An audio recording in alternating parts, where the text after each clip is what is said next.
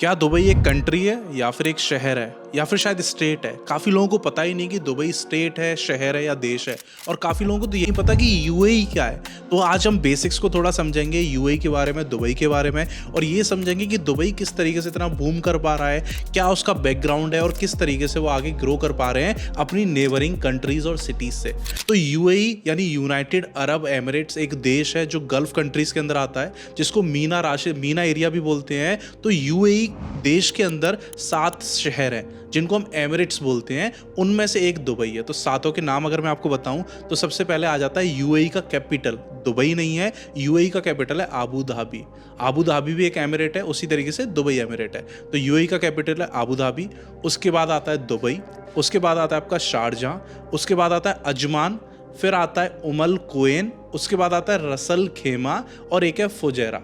तो Abu Dhabi, Dubai, Sharjah, Ajman, Umm al Quwain और Ras al Khaimah, ये 6 शहर जो है एक ही लाइन में है समंदर के किनारे, और सारे जो शहर है ये एक ही रोड से कनेक्टेड है। तो अगर आपको आबू धाबी से लेके रसल खेमा जाना है तो आप मुश्किल से 3 या 3.5 घंटे में इस कोने से इस देश के दूसरे कोने तक पहुंच सकते हो। तो यूएई इतना बड़ा देश है, इससे ज़्यादा बड़ा नहीं है। बट जो फुजैरा है वो एकदम अपोजिट डायरेक्शन पे चला जाता है, जिधर ओमान है। तो ये एक शहर अलग है, बाकी 6 शहर जो है आपके एक ही लाइन में। अब यूएई का कैपिटल आबू धाबी है क्योंकि सबसे बड़ा लैंड साइज इनमें आबू धाबी का है, प्लस 99% जो ऑयल है, जो बोलते हैं ना कि दुबई तो तेल के पैसों पे काम करता है, दुबई के पास तो सारा पैसा तेल की वजह से आ रहा है। अगर हमारे देश में होता तो हम भी ग्रो कर जाते। बट सच ये है कि यूएई का 99% जो तेल है वो आबू धाबी के अंदर आता है, और सिर्फ 1% जो तेल है वो दुबई के अंदर आता है। यानी आज दुबई जो भी है वो तेल की वजह से नहीं है, उसकी जीडीपी में सिर्फ 1% कंट्रीब्यूशन है ऑयल का, बाकी सारा जो है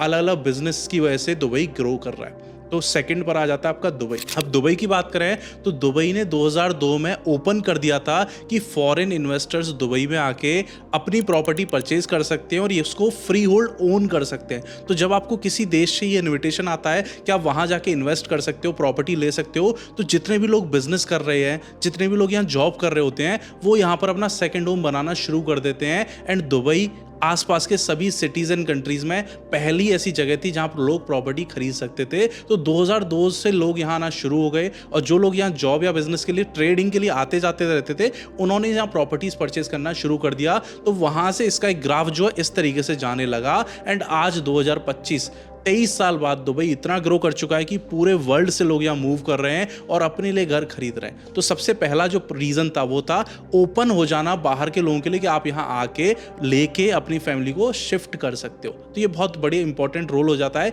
किसी भी कंट्री को ग्रो करने के लिए। अगर वो अपने बॉर्डर्स को बंद रखेंगे बाहर वाले लोगों के लिए तो लोग नहीं आएंगे और वो शहर ग्रो नहीं कर पाता है। तो यूएई में दुबई पहला शहर था। जैसे शारजाह 2022 में फ्री होल्ड हुआ, उससे पहले फ्री होल्ड नहीं था। रसल खेमा में भी अब जाके आप प्रॉपर्टीज ले सकते हो। तो रसल खेमा फेमस है कसिनो के लिए, क्योंकि वहां जो विन कसिनो का ग्रुप है उन्होंने अपना पहला कसिनो लॉन्च किया है इस रीजन में, और वो दुनिया का सबसे बड़ा कसिनो होने वाला है, वो रसल खेमा के अंदर ओपन हो रहा है। शारजाह के अंदर अभी रेसिडेंशियल कम्युनिटीज बन रही हैं, बहुत ज्यादा इन्वेस्टमेंट नहीं आ रहा, बट रेसिडेंशियल कम्युनिटीज काफी बन रही हैं, क्योंकि बाकी का पूरा शारजाह लीज होल्ड था 2022 तक।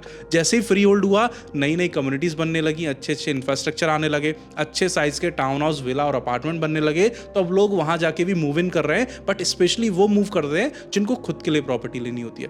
बट दुबई आज की डेट में क्योंकि एक ग्लोबल सेंटर बन चुका है बिजनेस के लिए, टूरिज्म के लिए और अपनी हेल्थ एंड सेफ्टी के लिए, इसलिए लोग यहाँ पर इन्वेस्ट करना बहुत ज़्यादा पसंद करते हैं। और अब लोगों को लगता है कि दुबई बहुत ज़्यादा एक्सपेंसिव हो चुका है, यहाँ की प्रॉपर्टीज़ बहुत ज़्यादा ग्रो हो चुके हैं और अब ये फटने वाला है। बट अगर आप ग्लोबल इंडेक्स देखोगे तो पूरे वर्ल्ड में दुबई का जो रियल एस्टेट का पर स्क्वायर मीटर का रेट है वो 66th प्लेस पर आता है। लेकिन अगर आप पूरे वर्ल्ड के चार्ट में ये देखोगे, best place to live, top city in safety, best city in cleanliness and safety, अगर आप ये सारे फैक्टर्स देखोगे तो आपको दुबई जो है टॉप 5 या टॉप 10 में आपको जरूर मिल जाएगा। तो प्राइस प्रॉपर्टीज के अभी भी बहुत कम है, 66th प्लेस पर आता है। अगर मैं आपको कंपैरिजन के लिए बताऊं तो सिंगापुर वो टॉप 10 में आता है, वहां पर स्क्वायर मीटर का रेट जो है लगभग $27,000 है। अगर आप हांगकांग की बात करोगे तो $30,000 के आसपास है। आप न्यूयॉर्क की बात करोगे तो $17,000 के आसपास आता है पर स्क्वायर मीटर। बट दुबई का रेट अभी भी 6,500 पर स्क्वायर मीटर के रेट पर है $6,500। तो दुबई का प्राइस अभी बहुत कम है। एग्जाम्पल लूँ, गोल्फ फेसिंग अपार्टमेंट दुबई में 40,000 रुपए पर स्क्वायर फीट पे मिल जाता है। आई डोंट नो गुड़गांव में क्या रेट चल रहा है, मेरे ख्याल से 70-80 हज़ार चल रहा होगा। अगर मैं बात करूँ सी फेसिंग प्रॉपर्टी की, तो आपको दुबई में 70,000 रुपए पर स्क्वायर फीट में बेस्ट सी व्यू मिल जाता है कि आपकी बिल्डिंग के बाहर निकलो, सामने समंदर हो और बहुत क्लीन बीच हो।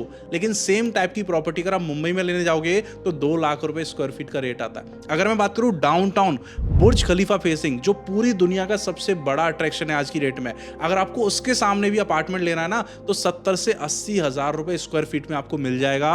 आई डोंट थिंक इससे सस्ती प्रॉपर्टीज और किसी भी ग्लोबल सिटी में है जो इतना सुंदर हो, जिसका इंफ्रास्ट्रक्चर बेस्ट हो, जो सेफ्टी में टॉप पे रहता हो, जो क्लीनलीनेस में एक नंबर पे रहे, सबसे टॉप पर रहे, एंड प्लस वहां पर टैक्स जीरो हो। तो प्राइस अभी बहुत ऊपर जाना बाकी है, क्योंकि जो लेवल है शहर का, जिस स्टैंडर्ड पे ये ग्रो कर रहा है और जो इनके फ्यूचर प्लान्स है आने वाले 2, 3, 5 और 10 साल के अंदर, यहाँ प्राइस पर स्क्वायर फीट जो है कम से कम नहीं 2 से 2.5 लाख रुपए जाने वाला है एवरेज मार्केट में, जो अभी सिर्फ 50,000 रुपए स्क्वायर फीट का चल रहा है। तो अगर आपको लगता है कि आप लेट हो गए हो, तो बिल्कुल लेट नहीं हुए हो, क्योंकि दुबई अभी शेप में आना शुरू हुआ है। 2022 से पहले सिर्फ 2 साल की रेसिडेंसी मिलती थी दुबई में लोगों को, लेकिन अब गोल्डन वीजा आ चुका है, 10 साल की रेसिडेंसी दे रहा है दुबई। तो दुबई गवर्नमेंट चाहती है कि लोग यहाँ पर लंबे समय तक रहें। तो अभी तो ये शहर ग्रो होना शुरू हुआ है, अभी फ्लाइंग कार्स आना बाकी है जो 1.5 साल में आ जाएंगी। अभी आप वर्ल्ड का सबसे ग्रीन हाईवे देखना बाकी है जो 2030 तक आ जाएगा।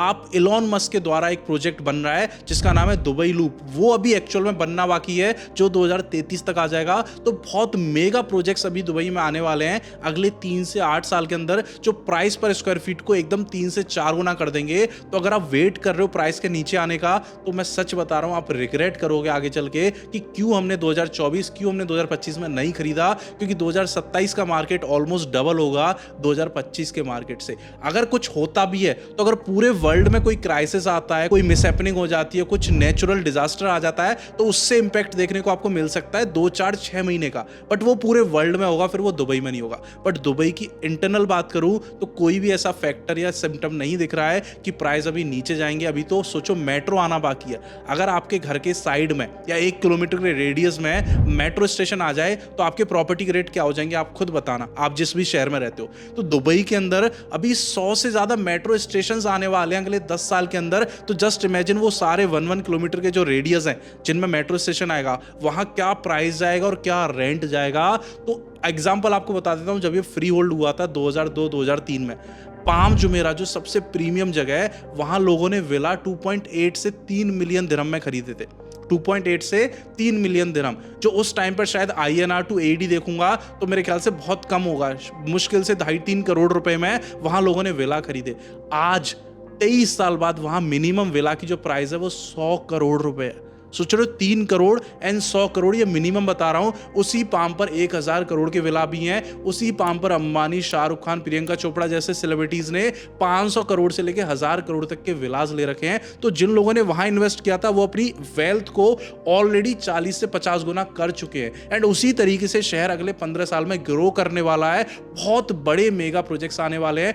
5 ऐसे प्रोजेक्ट्स तो सिर्फ ट्रैवलिंग में आ रहे हैं जो लोगों ने आज तक ना देखे ना सुने। तो वो काफ़ी चीज़ें हैं जो इम्पैक्ट करेंगी रियल एस्टेट में पर स्क्वायर फीट के प्राइस को। तो मेक श्योर अगर आप कोई भी अपॉर्चुनिटी देख रहे हो आज और थोड़ा स्ट्रेच करके उसको ले पा रहे हो दुबई के अंदर, तो ले लीजिए, क्योंकि आने वाले टाइम में ये प्लेस बन जाएगा ड्रीम सिटी कि काश हमारी वहाँ एक प्रॉपर्टी होती जिससे हमें रेंटल इनकम आ रही होती। काश हमने 2025 में प्रॉपर्टी ले ली होती तो 2035 में इसके प्राइस कितने हो गए। तो आई होप आपको चीज़ें क्लियर हो रही हैं।